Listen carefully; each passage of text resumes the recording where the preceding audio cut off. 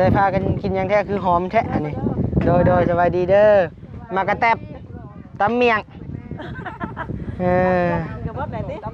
มาเด้อพี่น้องเด้อกินตำเมียง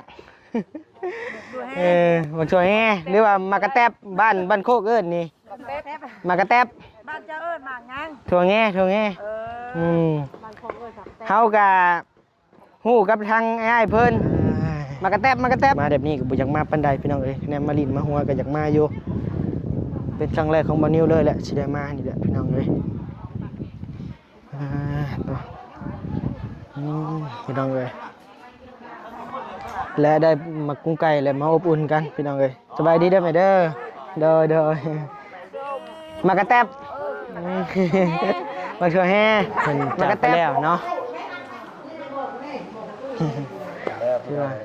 โดยไว้ก็ยังบ่สมควรปานใดแล้วแต่ว่าไปไว้แน่โดยได้สำนึกถือว่าสำนึกโดยคนไปกัน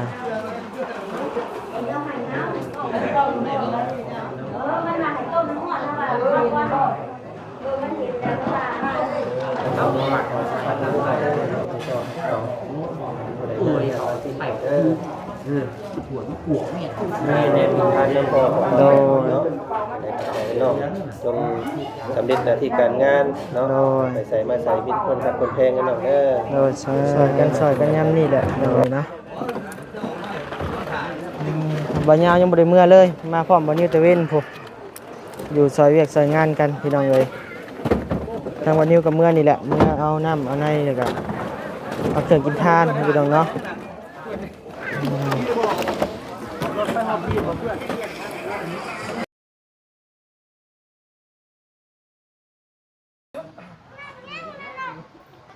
เราพี่น้องเนาะเปิดคลิปเปิดภาพมาบาดนี้พี่น้องเลยเนาะบรรยากาศนำไปด้วยความโศกเศร้าเงาใจนะพี่น้องเนาะแต่ก็มีแนวมาอบอุ่นอยู่นะพี่น้องเนาะให้มีเสียงปากเสียงว่าวเสียงมวลเสียงหัวพี่น้องเลยมีหมากอันนี้แหละพี่น้องเลยหมากกุ้งไก่เนาะหรือว่าหมากต้นคอนพี่น้องเลยประเพณีในบ้านเพิ่นบ้านโคกนี่ถ้าว่ามีงานมีศีลหรือว่างานปงศพหรือว่างานเฮือนดีก็ต้องมีหมากตัวนี้นะพี่น้องเนาะหมากต้นคอนหรือว่าหมากกุ้งไก่พี่น้องเลยพอได้มีเสียงปากเสียงว่าวเสียงมวลเสียงหัวพี่น้องเลยในงานศพเนาะหรือว่างานเฮือนดีเฮานะพี่น้องเนาะถ้าว่าบ่มีหมากอันนี้ก็ถือว่ามันเป็นไปด้วยความโศกเศร้าโพดพี่น้องเลยก็เลยว่าประเพณีบ้านเพิ่นต้องมีตัวนี้พี่น้องเลยพอได้อย่างแบ่งเบาจิตใจนะพี่น้องเนาะพอมีเสียงมวลเสียงหัวเอานะพี่น้องเนาะทางบ้านนิวก็ขอกราบทักทายสบายดีพ่อแม่พี่น้องเด้อเนาะเมื่อทุกคู่ทุกคนบ่ว่าสิอยู่พังลาวพังไทยแล้วก็ต่างประเทศเด้อพี่น้องเด้อเนาะนี่แหละบรรยากาศภายในงานเนาะพี่น้องเนาะตอนนี้ก็ลงศพกะถือว่าเขาเพิ่นเอามาใส่เรียบร้อยแล้วพี่น้องเอ้ยใช้อันนี้ผู้ใดอันนี้พี่น้องเอ้ยไอ้ฮะโอ้โดยสบายดีเด้อลุงเฮิมคิดว่าไอ้มาได้ทางใดคือมายืนหล่อแท้เนาะพี่น้องเอ้ยนี่บ่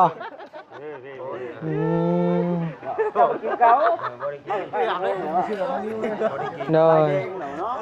ดินบ่เป็นบ่ลุงมาได้ทางใดลุงมาแต่ในเมืองมันไปสั่งกันว่าละคั่วโอ้โดยมาใส่ในเฮือนบ่โดยไม่ใช่เฮือนโดยพี่น้องเลยเนาะมาก็ไม่เอาบอกแม่มาได้เช้าแต่เพิ่นเอาศพมาพุ่นแหละพี่น้องเลยเนาะบรรยากาศในงานพี่น้องเลยนี่แหละพอได้อันต้มมะกุ้งไก่นี่แหละเนาะพอได้มีเสียงม่วนเสียงโฮเนาะลุงเนาะไข่ก็พอแล้วแบบนี้แล้วคันงานแบบนี้คันนี้ก็สิบ่ได้ยินเสียงม่วนเสียงหัวเนาะมันก็สิเป็นไปด้วยความโศกเศร้าเกินไปพี่น้องเอ้ย เสียงมวลเสียงหัวเนาะมันก็สิเป็นไปด้วยความโศกเศร้าเกินไปพี่น้องเอ้ย สิบ่ได้ยินเสียงม่วนเสียงหัวเนาะมันก็สิเป็นไปด้วยความโศกเศร้าเกินไปพี่น้องเอ้ย พอได้มีตัวนี้แหละมาแบ่งเบาจิตใจแน่โดย งานอยู่บ่จะบ้านเฮาดอกอยู่ไส อยู่ใช้คือการได้เซโนก็มีลินเผาลินไผ่เซโน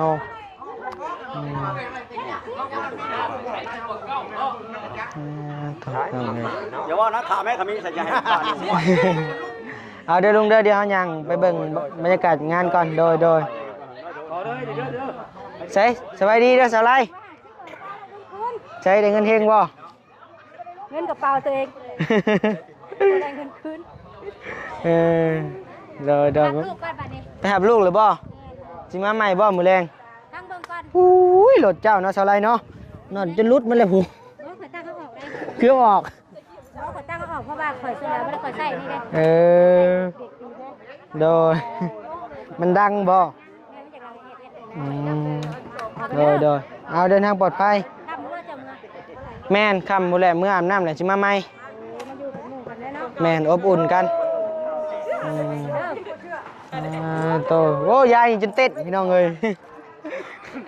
อะไร9,000 ใช่บ่ยาวเป็นแม่บ่ยันว่าเป็นแม่อันโตะหุ้นส่วนบ่พี่น้องเอ้ยโดยสบายดีโตะพี่น้องเอ้ย ไอ้ตัวใด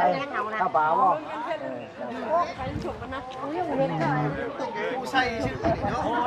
เดี๋ยวไปเบิ่งบรรยากาศในงานก่อนพี่น้องเอ้ยเป็นจังได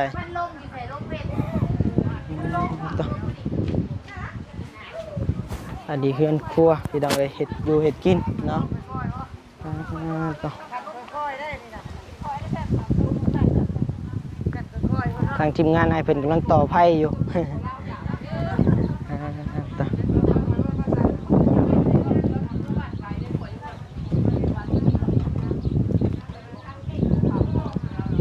สบายดีเด้อโดย ต่อไผ่เนาะต่อพี่น้องเอ้ยอันนี้ก็ทางไผ่แม่ครัวพี่น้องเอ้ยต่อ โดยสบายดีเด้อต่อพี่น้องเอ้ยใส่ผ้ากันกินยังแท้คือหอมแท้อันนี้โดยสบายดีเด้อมากระแตบตำเมียงมาเด้อพี่น้องเด้อกินตำเมียงมาช่วยแง่หรือว่ามากระแตบบ้านโคกเอิ้นนี่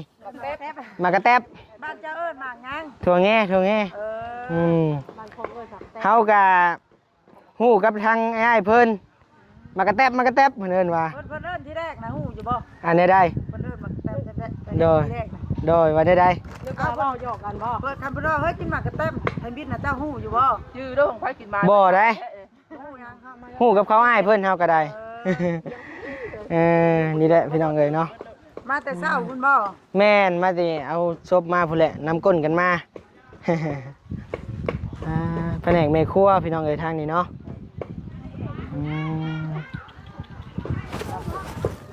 พี่น้องเอ้ย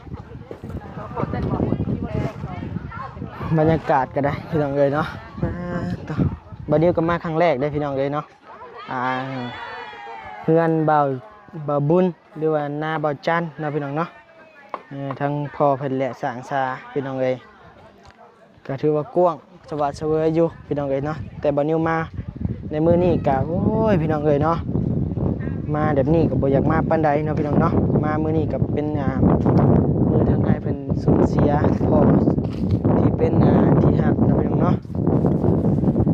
หรือว่าสูญเสียครั้งยิ่งใหญ่แหละพี่น้องเอ้ยเนาะมาแบบนี้ก็บ่อยากมาปานใดพี่น้องเอ้ยแนมมาลินมาหัวก็อยากมาอยู่เป็นครั้งแรกของบ่นิวเลยแหละสิได้มานี่แหละพี่น้องเอ้ยพี่น้องเอ้ยและได้มากุ้งไก่และมาอบอุ่นกันพี่น้องเอ้ยสบายดีเด้อแม่เด้อเด้อมากระแตบมาช่วยแฮ่มากระแตบใช้มันคงเอิ้นโดยแม่เนี่ยแซ่บแล้วนี่พี่น้องเอ้ยเราดูมันโดยโดย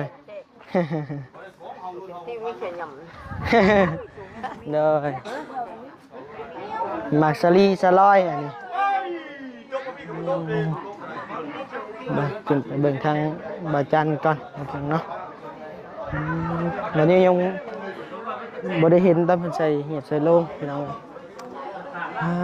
ต่อสบายดีเด้ออาจารย์โดยคือว่าใส่เมนเนาะแม่นบ่ใส่หยังใส่หีบใส่โลงเรียบร้อยพี่น้องเอ้ยต่อถือว่าเพิ่นจากไปแล้วเนาะแล้วพี่น้องเนาะ โดย ไปก็ยังบ่สมควรปานใดแล้วแต่ว่าไปไว้แน่ โดย ได้สำนึกถือว่าสำนึก โดยคนไปก็ไปดีเนาะคนอยู่ก็สู้ต่อไปไอ้เอ้ยเนาะทางน้องๆก็เป็นกำลังใจให้ เขาพอดีแล้ว โดย แน่มันก็หาซื้อมันมีคนซื้อให้แขกให้ โดย น้องนุ่งกัน โดยเจ้าก็สิออกไปบ่ ยังบ่ได้ไปหรอกว่าน้องๆไปแล้ว โดย แต่เป็นคนเรียบร้อยอยู่นี่แล้วเนาะ โดย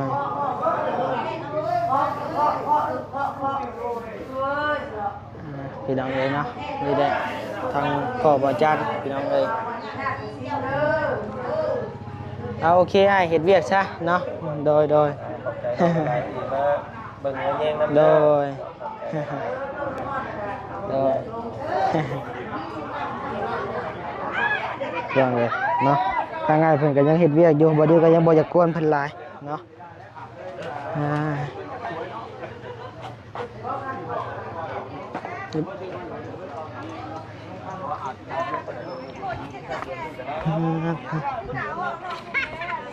ตัวหันงอนอยู่ผู้มือจะบ่ทั้งนั้นซื้อมาโดนทั้งไว้ เอาเราพี่น้องเนาะทางบานิวก็สิได้กลับออกเมื่อก่อนพี่น้องเอ้ยเนาะเดี๋ยวบานิวสิกลับออกเมื่อไปหาซื้อน้ำตุกน้อยแล้วก็ไปเอาข้าวเอาธูปเอาเทียนนะพี่น้องเนาะข้าวมากินทานก่อนนะพี่น้องเนาะเพราะว่าบานิวอยู่นี่มื้อมื้อยังบ่ได้กินทานซ้ำธูปก็ยังบ่ได้จุดพี่น้องเอ้ยเนาะมีแต่มื้อแรงทางบานิวจังสิเข้ามาใหม่เอาน้ำมาซอยๆอ้ายเพิ่นจักเล็กจักน้อยนะพี่น้องเนาะซ้ำบานิวซอยได้ซอยกันยามนี่แหละเนาะพี่น้องเนาะยามที่ว่าถือว่าเป็นจุดๆหนึ่งที่ว่าอ้ายเพิ่นก็ตกต่ำที่สุดแหละจุดนี้นะพี่น้องเนาะบานิวก็บ่เคยเกิดขึ้นกับบานิวดอกแต่ว่าบานิวก็เข้าใจอยู่นะพี่น้องเนาะว่ามันเสียมอกเสียใจสำใดนะพี่น้องเนาะการสูญเสียครั้งยิ่งใหญ่มันก็ประมาณนี้พี่น้องเอ้ยทางบานิวก็ซอยยังบ่ได้หลายซอยสำบานิวซอยได้เนาะกำลังบานิวใจแท้ก็อยากซอยหลายๆแล้วพี่น้องเอ้ยเนาะแต่ว่าเฮาก็มีแต่กำลังซำนี้มีแต่บานิวไปซื้อน้ำแพ็คน้อยพี่น้องเอ้ยมาให้อ้ายเพิ่นมาชดซอยกันจักเล็กจักน้อยนะพี่น้องเนาะซอยหรือก็บ่ซอยพี่น้องเอ้ยเพราะว่าอ้ายเพิ่นก็เฮาเดินทางสายเดียวกันแล้วพี่น้องเอ้ยเบิ่งแย่งกันยามนี่แหละพี่น้องเอ้ยเนาะเอาโดยพี่น้องเอ้ยเดี๋ยวบัดนี้ขอขับรถกลับเมื่อบ้านเมื่อซองกันพี่น้องเอ้ยเดี๋ยวพอกันใหม่มื้อแรงเด้อพี่น้องเด้อเนาะโดยพี่น้องเอ้ยเนาะเปิดคลิปเปิดภาพมาบ้านนี้กับบรรยากาศตอนค่ำๆเด้อพี่น้องเด้อเนาะทางบ้านนี้ก็ซื้อน้ำมาพี่น้องเอ้ยเนาะจำนวน30แพ็คพี่น้องเอ้ยเนาะเป็นเงินก็300,000กีบพี่น้องเอ้ยแพ็คละ10,000กีบวันนี้ก็ซอยยังบ่ได้หลายซอยได้ซ้ำวันนี้ที่ซอยพี่น้องเอ้ยเนื้อแห้งวันนี้ก็บ่หลายนะพี่น้องเนาะนี่แหละพี่น้องเอ้ยเดี๋ยวเอาข้าวเอาหยังไปกินทานก่อนนะพี่น้องเนาะต่อเด็ดพี่น้องเอ้ยข้าวกินทานพี่น้องเอ้ยต่อเดี๋ยวจังหน่อยจังหวะกันนะพี่น้องเนาะไปเดี๋ยวทางบริษัทข้าวไปกินทานก่อนนะพี่น้องเนาะนี่แหละ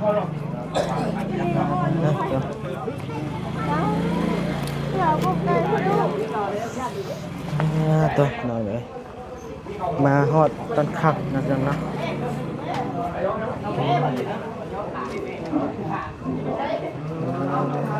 สวัสดีเด้อบุญเด้อโดย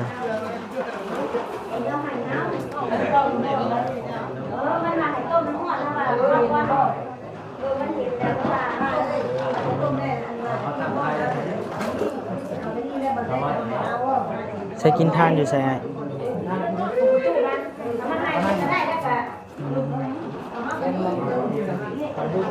รอ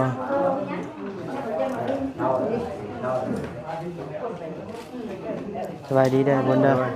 หาแต่หอดบ่ แม่นครับคุณทาง โดยสบายดีอ่ะไปกินทาน โดยทางที่นี่เป็นอยู่ทางฝั่งทั้งนั้นเนาะ เลยก็เฮาเอาน้ำมาน่ะไอ้ โอ้น้ำ 30แพ็คโดยเอาลงไว้ใส่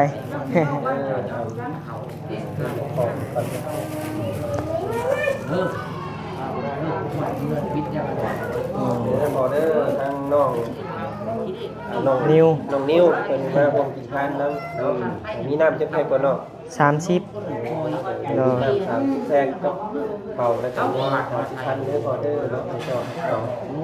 บ่ได้เอาที่ออเดอร์ โดย แม่คุณมาถึงทานแล้วแม่น้องนิ้วมันมาแต่ซิโน่คนเพิ่นบอกพ่อ ไปเส้นเลยเกิด หาคนลงไปย่อน้ำนะสนองเนาะ โดย หลายเด้อที่มาร่วมกินทานน้ำพอของเราเนาะเนาะจงสำเร็จหน้าที่การงานเนาะไปใส่มาใส่บิดคนขัดคนแพงกันเนาะโดยเชิญ หน้าที่การงาน สู้ๆไอ้ ซอยยังบ่ได้ครับซอยบ่ได้ลายแห้งบ่ถึง ถือมาสำนีเนาะ โดย คืนบ่ได้ ใช่แล้วมีแต่หาสิไปหามน้ำลงก่อนโดย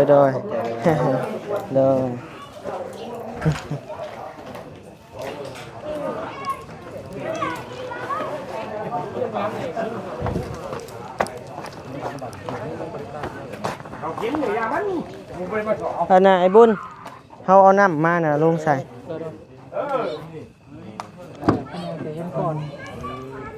ใช้ป้ายเหี่ยบ่เหี่ยอยู่ในใส่โอ้โดยสบายดีเด้อโดยอยู่แล้วไปเรียกบุรุษปลาดีพอเอาหนักไปอยู่ไอ้นิ้วนะก่อนเนาะ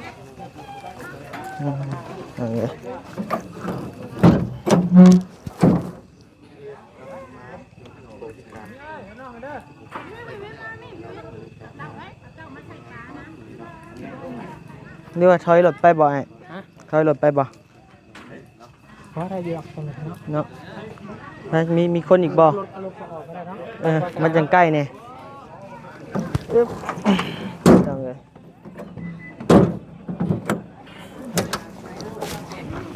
ขี้ฝุ่นกุ้มพี่น้องเลยคนทางมันขี้ฝุ่นลายพี่น้องเลยเบิ่งรถตัวนี้พุ่น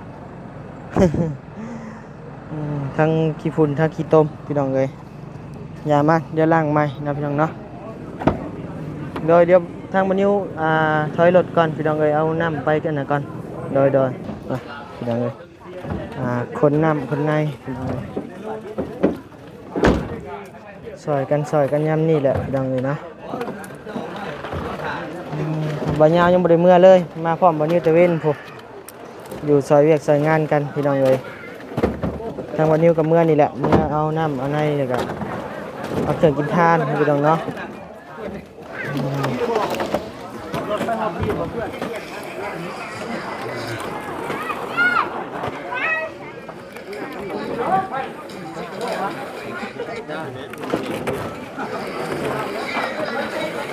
ไอ้บุญโดยไอ้โดยอันนั้นปันในคอยคือพ่อเพิ่นขอให้น้องมีแต่ความเย็นในกายได้น้องเด้อถูกโดยผมเป็นยังไงไอ้บุญขี่ยังมาใส่บุญรถจักรบ่ โอเคพี่น้องเอ้ยแล้ว นั่งพักผ่อนเด้อ โดย กินข้าว เดี๋ยวรถเมียนก่อน ไปพี่น้องเอ้ยบรรยากาศก็เต็มไปด้วยความโศกเศร้าเนาะพี่น้องเนาะก็คนก็ยังบ่ทันหลายเพราะว่ามันยังเว้นอยู่พี่น้องเอ้ยช่วง 8:00 น 9:00 น พุ่นแหละเพิ่นแล้วเวียกแล้วงานกินข้าวกินน้ำแล้วเพิ่นจักสิได้มาคนจักสิหลายเนาะพี่น้องเนาะช่วงนี้ก็คนยังบ่หลายปานใดพี่น้องเอ้ยมีแต่คนในครอบครัวเนาะพี่น้อง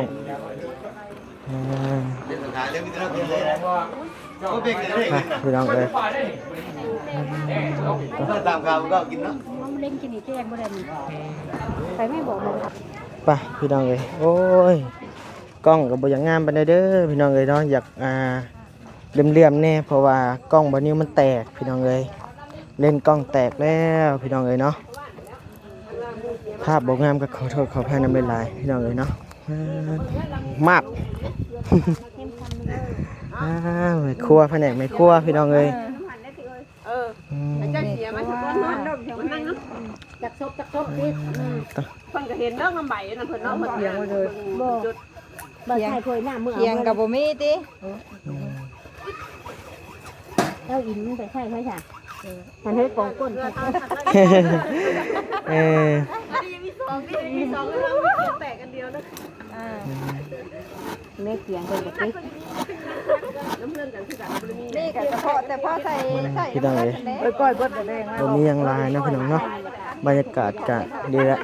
บ้านๆเลยพี่น้องเอ้ยแผนกแม่ครัวทางเบิ่งนี่ต่อไปเดี๋ยวย่างไปเบิ่งทางพุกก่อนพี่น้องเอ้ย ยายนั่นสิเป็นกันนะบ่เอาบ่ได้เบิด แขกคนก็ยังบ่ทันมาเนาะ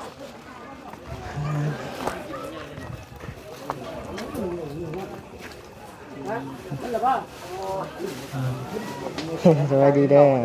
โดยเป็นกำลังเฮ็ดกินอยู่อบอุ่นนำกันนี่แหละจนผู้แหละ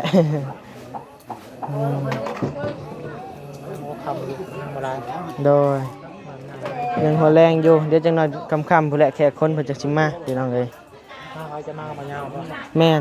เฮามาแต่เว้นน่ะกับบ่ยาวเลยก็ลบเมื่อเอาเครื่องของมาใหม่หอบใหม่มาทางไหน ฮะ มาทางไหนบ้านน้องสายฟ้าบ่บ่บ่ได้ไปเลยบ่มานี่มืดมื้อบ่ได้ไปทางใดเลยมื้อนี้ลบเมื่ออาบน้ำอาบในแน่เอาแล้วเนาะอ้ายสู้ๆผู้ไปกับไปพุ่นแหละพี่น้องเอ้ยตรงพ่อนะโดทุกคนต้องพ่อพ่อไว้พ่อสร้างแม่มันก็สิว่าทำใจได้ยากอยู่นะโดตั้งใจแบบว่าที่ตั้งใจเลยโดก็ทันหันโคตรมีแต่สู้ๆนะเนาะเฮากันซอยยังบ่ได้มีแต่กำลังใจพี่น้องเอ้ยโอเคแล้วเนาะพี่น้องเอ้ยในทางบัดนี้ก็สิได้ลำลาก่อนพากันนั่งอบอุ่นกันก่อนนะพี่น้องเนาะเดี๋ยวพอกันในคลิปใหม่เด้อพี่น้องเด้อเนาะพี่น้องเอ้ยโดยจุดดีไม่แห้งพี่น้องเอ้ยคนเจ็บบ่ได้ความไข้บ่ให้มีปรารถนาสิ่งใดขอให้ได้สิ่งนั้นสมความมุ่งมั่นปรารถนาอย่าเจ็บอย่าจนร่ำรวยๆเด้อพี่น้องเด้อเนาะโดยคลิปนี้กับบรรยากาศเช้าๆคือเก่าเนาะพี่น้องเนาะช่วงนี้โดยบ๊ายบาย